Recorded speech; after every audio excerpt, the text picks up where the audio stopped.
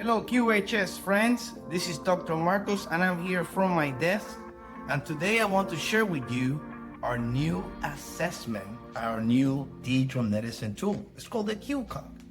Q Cog is not your typical assessment.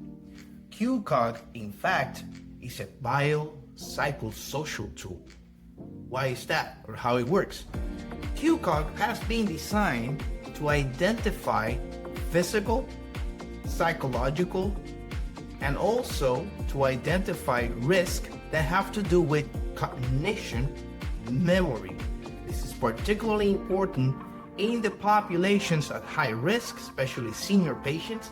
And if you right now have a clinic or a practice that use a volume-based kind of model, Q Cog might be the solution you're looking for. So if you want to know more about Q Cog and other digital medicine tools to improve your clinical decision making, identify patients at higher risk, and why not generate some additional revenue, contact us at QHS. See you next time.